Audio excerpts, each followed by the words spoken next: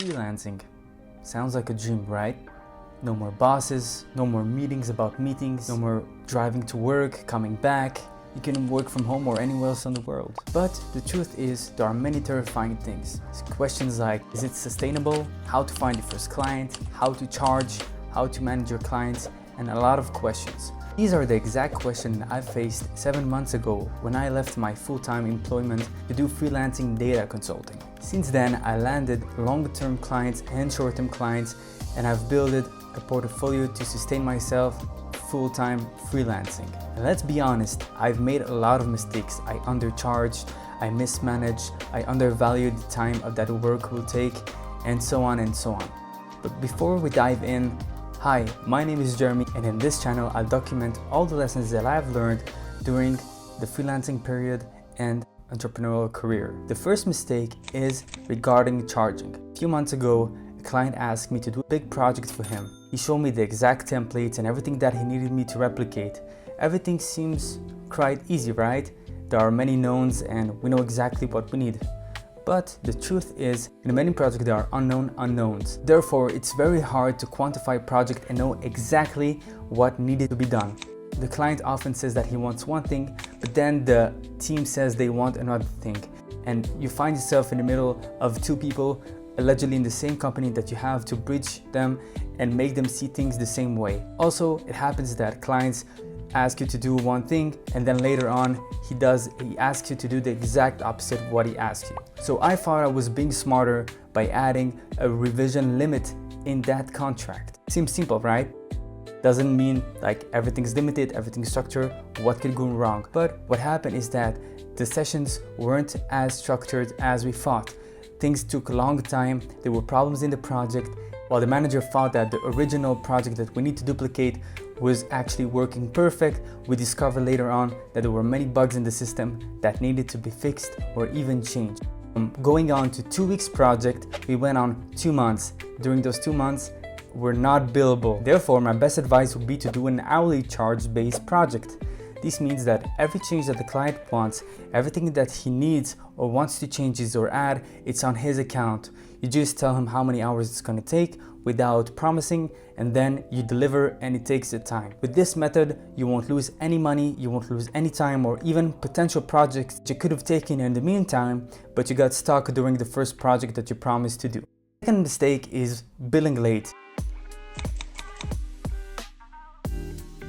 I know the feeling when you find a first client or a new client. It sounds exciting, right? You tell yourself, hey, I found a client. You even can tell your family and friends, hey, you see, it was right, smart move to quit my job and go into full-time freelance. If you charge when the project is over, there are multiple things that can happen. The first thing is that the client can delay the payment, and basically what you have to do is chase him.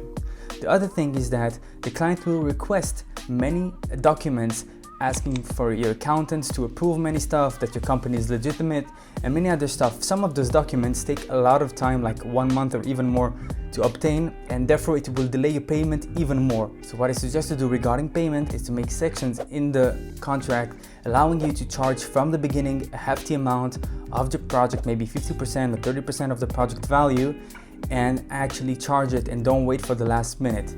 In this case, it will really show you if the client will pay you the money and you will not get scammed. That's option number one. And also, it will give him time to tell you all the requirements and all documents he needs from you, and it will give you time to actually obtain those documents. So when you ask for the final payment, they will actually pay you on time. Last mistake is not setting boundaries as a freelancer. The reason why I became a freelancer in the beginning is to leave your 9-to-5 jobs, to have more freedom, either to work on side hustles, on passions, or even take more time for yourself, to take care of yourself, and even try new hobbies. The goal was not to go back into a cycle where you're around the clock and in the evening get mails like you used to get in your old job that your boss says like, hey, I need this report, it's very urgent for tomorrow. The reason you left the 9-to-5 jobs, the reason that at least I left the 9-to-5 jobs, was to get rid of all of this nonsense and get rewarded and have freedom to pursue my passion. It's very important to set boundaries with your client and give deadlines that are acceptable and not over-promising on the delivery time of the project. I mean, if clients need something really urgent, you can always charge them more.